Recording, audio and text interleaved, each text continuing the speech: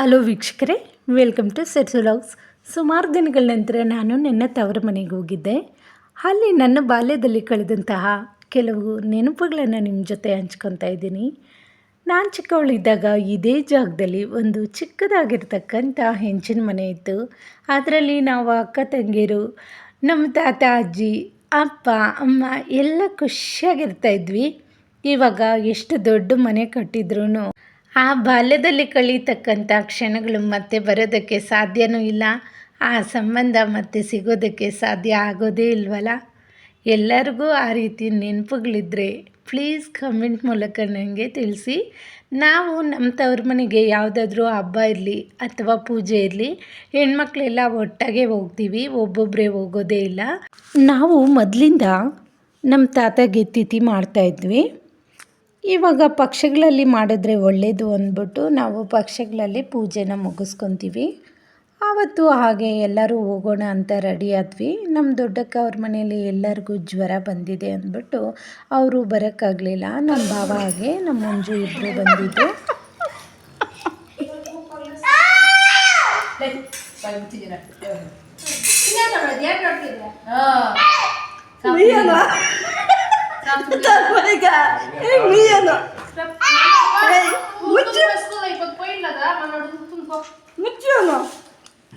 ಅವರಮ್ಮ ಊಟ ಮಾಡ್ತಾಯಿದ್ರೆ ಹಿಂದೆಯಿಂದ ಬಂದು ಹೊಡಿತಾ ಇದ್ದ. ಅದಕ್ಕೆ ಅವರಮ್ಮ ಚಪಾತಿ ಕೋಲ್ ಎತ್ಕೊ ಬಂದರೆ ಅಜ್ಜಿ ಹತ್ರ ಹೋಗಿ ಬಚ್ಚಿಟ್ಕೊತಾ ಇದ್ದಾನೆ. ಎಲ್ಲ ಮೊಮ್ಮಕ್ಕಳು ಹಾಗೆ ಅಲ್ವಾ, ತಾಯಿ ಹೊಡಿಯೋಕ್ಕೆ ಬಂದರೆ ಅಜ್ಜಿ ತಾತ ಹತ್ರ ಓಡಿ ಹೋಗೋದು.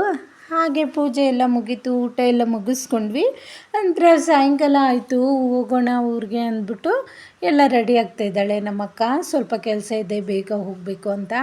ಅದಕ್ಕೆ ಅವಳಿಗೆ ಸ್ವಲ್ಪ ಊಟ ಎಲ್ಲ ಹಾಕ್ಕೊಡ್ತಾಯಿದ್ದಾಳೆ ನಮ್ಮಮ್ಮ. ಎತ್ಕೊಂಡು ಹೋಗು, ಇನ್ನು ಅಲ್ಲೋಗಿ ಏನು ಮಾಡ್ತೀಯಾ ಅಂತ. ಅವಳು ಎಲ್ಲ ತಗೊಂಡು ಹೊರಟ್ಲು. ಅವಳು ಗಾಡಿಯಲ್ಲಿ ಒಬ್ಬಳೇ ಬಂದುಬಿಡ್ತಾಳೆ. ಮೊದಲಿಂದ ಅವಳು ಗಾಡಿನ ಓಡಿಸ್ತಾ ಇದ್ದಾಳೆ. ಅವಳಿಗೆ ಚೆನ್ನಾಗಿ ಪ್ರಾಕ್ಟೀಸ್ ಇದೆ. ಅವರೂರು ನಮ್ಮೂರಿಗೆ ಹತ್ರ ಇರೋದ್ರಿಂದ ಅವಳು ಒಬ್ಬಳೇ ಬರ್ತಾಳೆ.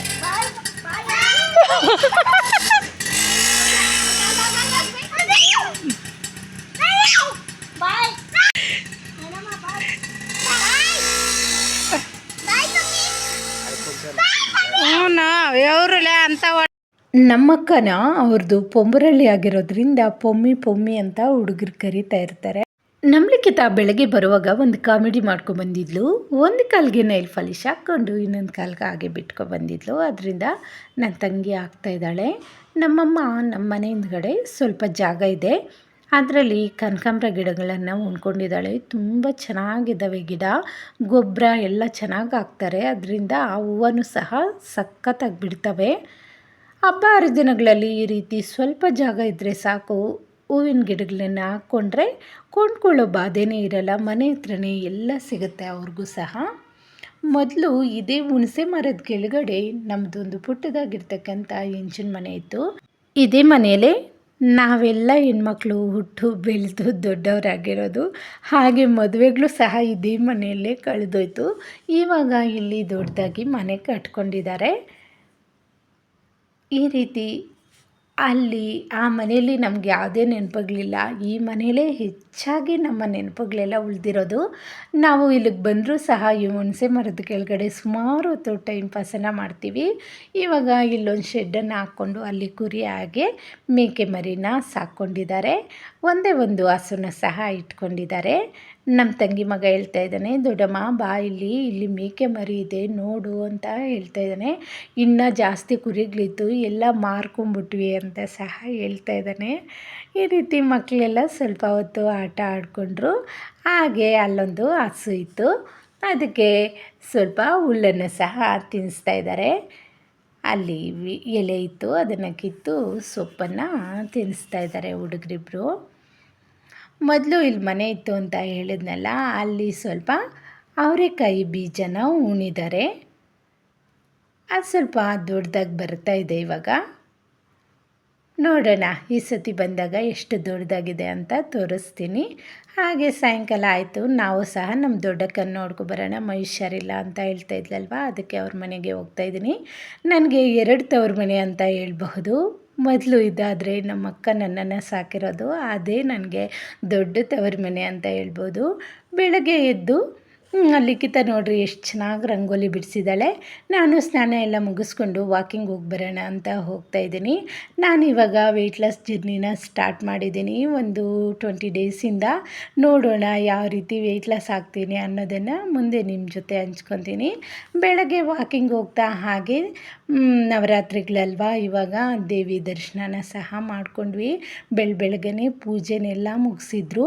ಹಾಗೆ ದೇವಿ ದರ್ಶನ ಮಾಡಿಕೊಂಡು ನಾನು ನಮ್ಮ ಮಂಜು ಇಬ್ಬರು ವಾಕ್ ಮಾಡ್ತಾ ನಾಗರಕಲ್ಲು ಎಲ್ಲ ಇತ್ತು. ಬೆಳಗ್ಗೆನೇ ಹೋಗಿರೋದ್ರಿಂದ ತಾನೇ ಸೂರ್ಯ ಹುಟ್ಟಿದ್ದ. ಬೆಳಗ್ಗೆ ನಾಗರಕಲ್ಗೂ ಸಹ ಹಾಗೆ ಪ್ರದಕ್ಷಿಣೆ ಹಾಕ್ಕೊಂಡು ಬರ್ತಾಯಿದ್ದೀವಿ. ಈ ನವರಾತ್ರಿಗಳಲ್ಲಿ ನಾಗರಕಲ್ಲಿಗೆ ಪೂಜೆ ಮಾಡ್ತಾರೋ ಇಲ್ಲೋ ನಮಗೆ ಗೊತ್ತಿಲ್ಲ.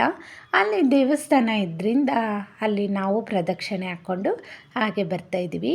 ನೋಡಿ ಎಷ್ಟು ಚೆನ್ನಾಗಿ ಮಾಡಿದ್ದಾರೆ ಇಲ್ಲಿ ನಾಗರಕಲ್ಲುಗಳನ್ನು. ಹಾಗೆ ನಾಗದೇವತೆಯನ್ನು ಸಹ ಮಾಡಿದ್ದಾರೆ. ಸಿಮೆಂಟಿಂದನೇ ಉತ್ತನ ಸಹ ತುಂಬ ಚೆನ್ನಾಗಿ ಮಾಡಿದ್ದಾರೆ. ಇದು ವಿಠಲನಾರಾಯಣ ಸ್ವಾಮಿ ದೇವಸ್ಥಾನ ಅಂತ, ಇದು ಮುಳುಬಾಗ್ಲಲ್ಲಿ.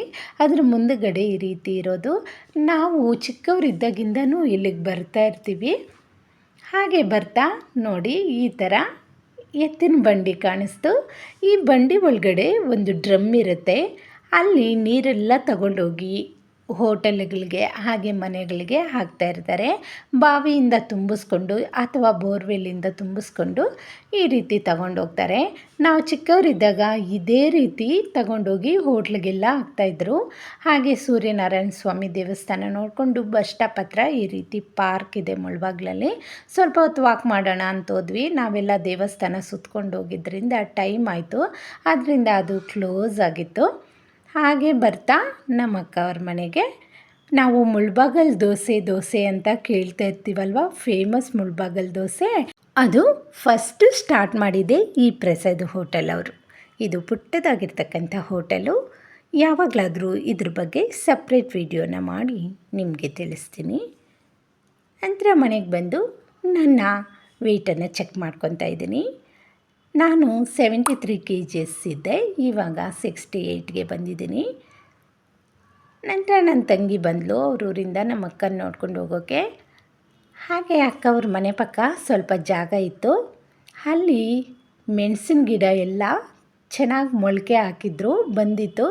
ಅದನ್ನೆಲ್ಲ ಉಣೋಣ ಅಂತ ಅವಳು ಉಣ್ತಾಯಿದ್ಲು. ಸ್ವಲ್ಪ ಕನಕಾಂಬರ ಗಿಡಗಳನ್ನು ತಂದಿದ್ಲು. ನಾನು ನನ್ನ ತಂಗಿ ಲಿಖಿತ ಅಲ್ಲಿರ್ತಕ್ಕಂಥ ಹುಲ್ಲನ್ನೆಲ್ಲ ತೆಗೆದು ಗಿಡಗಳನ್ನೆಲ್ಲ ಉಣಿ ಅದಕ್ಕೆ ಸ್ವಲ್ಪ ನೀರನ್ನು ಸಹ ಹಾಕ್ತಾಯಿದ್ದೀವಿ. ನಂತರ ನಮ್ಮ ಮಂಜು ಹಾಗೆ ನನ್ನ ತಂಗಿ ಇಬ್ಬರು ಎಷ್ಟೆಷ್ಟು ದಪ್ಪ ಇದ್ದೀವಿ ಅಂತ ಮೆಜರ್ಮೆಂಟ್ ನೋಡ್ಕೊತಾ ಇದ್ದಾರೆ. ನನ್ನ ತಂಗಿ ಯಾವಾಗೂ ಸಣ್ಣನೇ ಇರ್ತಾಳೆ, ನಾವು ಮಾತ್ರ ದಪ್ಪ ಆಗ್ತಾನೆ ಇರ್ತೀವಿ. ಅವಳು ಕ್ಯಾಮ್ರಾ ನೋಡಿದ್ರೆ ಸಾಕು ಅವಳಿಗೆ ನಾಚಿಕೆ ಆಗಿಬಿಡತ್ತೆ. ನಮ್ಮ ಕಲ್ಯಾಣಿ ಪ್ರೆಗ್ನೆಂಟ್ ಆಗಿರೋದ್ರಿಂದ ನಮ್ಮ ತಂಗಿ ಸುಮಾರು ಚಕ್ಲಿ ಎಲ್ಲ ಮಾಡ್ಕೊಬಂದಿದ್ಲು ಅವಳಿಗೋಸ್ಕರ. ಟೇಸ್ಟು ಚೆನ್ನಾಗಿತ್ತು, ಎಲ್ಲರೂ ತಿಂತಾಯಿದ್ದೀವಿ. ಹಾಗೆ ನಾವು ಕಡುಬನ್ನು ಮಾಡೋಣ ಅಂತ ಎಲ್ಲ ರೆಡಿ ಮಾಡ್ಕೊತಾ ಇದ್ದೀವಿ. ನನ್ನ ತಂಗಿ ಎಲೆನ ಕಿತ್ಕೊಬಂದು ನಮ್ಮ ಅಕ್ಕಗೆ ತೋರಿಸ್ತಾ ಇದ್ದಾಳೆ. ಅಕ್ಕ ಇದರಲ್ಲಿ ಚಟ್ನಿ ಮಾಡ್ತಾರಲ್ವಾ ಅಂತ. ಇದು ಹುಳಿಯಾಗಿರುತ್ತೆ ಎಲೆ ನೋಡಿ, ಈ ರೀತಿ ಎಲೆ ಇರುತ್ತೆ, ಇದರಲ್ಲಿ ಚಟ್ನಿ ಮಾಡ್ತಾರಂತೆ. ಹಾಗೆ ಈ ಹುಳುಸೊಪ್ಪು ಸಾಂಬಾರೆಲ್ಲ ಮಾಡಿದಾಗ ಅದಕ್ಕೂ ಸಹ ಸೇರಿಸಬಹುದು ಬೆರಕೆ ಸೊಪ್ಪಾಗಿ. ನಾವು ಅದನ್ನು ಕಿತ್ಕೊಂಡು ತಿಂತಾ ಇರ್ತೀವಿ. ತುಂಬ ಚೆನ್ನಾಗಿರುತ್ತೆ, ಒಳ್ಳೊಳ್ಳೆಗೆ ಬಾಯಿಗೆ. ಚಟ್ನಿ ಮಾಡಿದ್ರೆ ಚೆನ್ನಾಗಿರತ್ತೆ. ನಮ್ಮ ಅಕ್ಕಗೆ ಜ್ವರ ಬಂದಿರೋದ್ರಿಂದ ಮಲಗಿಬಿಟ್ಟಿದ್ಲು ಪಾಪ. ನಮ್ಮ ಅಕ್ಕ ಚಟ್ನಿ ಸಖತ್ತಾಗಿ ಮಾಡ್ತಾರೆ ಆ ಎಲೆಯಲ್ಲಿ. ಹಾಗೆ ನನ್ನ ತಂಗಿ ಸ್ವಲ್ಪ ರಂಗೋಲಿಗಳನ್ನು ಹಾಕ್ಕೊಂಡು ಪ್ರಾಕ್ಟೀಸ್ ಮಾಡ್ತಾಯಿದ್ದಾಳೆ. ನಮ್ಮ ಕಲ್ಯಾಣಿ ಫೋನ್ ನೋಡ್ತಾ ಇದ್ದಾಳೆ. ನಮ್ಮ ಕಲ್ಯಾಣಿಗೂ ಜ್ವರ ಬಂದುಬಿಟ್ಟಿತ್ತು ಆವತ್ತು, ಅದರಿಂದ 2-3 ದಿನ ಅಲ್ಲೇ ಇರಬೇಕಾಯ್ತು ನಾವು. ಹೀಗೆ ಎಲ್ಲರೂ ಒಟ್ಟಿಗೆ ಕೆಲಸ ಮಾಡ್ತಾಯಿದ್ವಿ. ನನ್ನ ತಂಗಿ ಬೆಣ್ಣೆ ತಂದಿದ್ಲು, ಹಾಗೆ ಅದನ್ನು ಕರಗಿಸ್ಕೊಂಡು ನಾವು ಸಾಯಂಕಾಲ ನಮ್ಮ ಚಿಕ್ಕಕ್ಕ ಬಂದಳು. ಅದಕ್ಕೆ ಅವಳು ಬಳೆ ಏನೋ ಬೇಕು ಅಂದಳು. ಅದಕ್ಕೆ ಶಾಪ್ಗೆ ಹೋಗಿ ಎಲ್ಲ ನೋಡ್ತಾಯಿದ್ದೀವಿ. ನೋಡಿಕೊಂಡು ನಾವು ಸಹ ಬಂದುಬಿಟ್ವಿ ಅವತ್ತು ನೈಟು. ನಮ್ಮ ಮಾವನೂ ಸಹ ಬಂದಿದ್ದರು. ನಮ್ಮ ಲಿಖಿತ ನೋಡಿ ನಮ್ಮ ಮಾವ ಶಾಲು ಒದಿಸ್ಕೊಂಡು ಮಲಗಿದ್ರೆ ಬೆಡ್ಶೀಟ್ ತಂದು ಎಷ್ಟು ಚೆನ್ನಾಗಿ ಒದಿಸ್ತಾ ಇದ್ದಾಳೆ. ನನಗೂ ಅವತ್ತು ಸಾಕಾಯಿತು ಮನೆಗೆ ಹೋಗೋಷ್ಟ್ರೊಳಗಡೆ. ನಾನು ನಿದ್ದೆ ಮಾಡಿಬಿಟ್ಟೆ ಬೇಗ. ನಮ್ಮ ಲಿಖಿತ ನನ್ನ ಜಡೆನ ತಗೊಂಡು ಅವಳು ನನಗಿಷ್ಟು ಉದ್ದ ಕೂದಲಿದ್ರೆ ಚೆನ್ನಾಗಿರ್ತಾಯಿತ್ತು ಅಂತ ವೀಡಿಯೋ ಮಾಡ್ಕೊತಾ ಇದ್ಲು. ಅದನ್ನು ಸಹ ನಿಮ್ಮ ಜೊತೆ ಶೇರ್ ಮಾಡಿದ್ದೀನಿ. ವೀಕ್ಷಕರೇ, ಇದಾಗಿತ್ತು ಇವತ್ತಿನ ವೀಡಿಯೋ. ನೆಕ್ಸ್ಟ್ ವೀಡಿಯೋದೊಂದಿಗೆ ಮತ್ತೆ ಸಿಗೋಣ. Thank you for watching.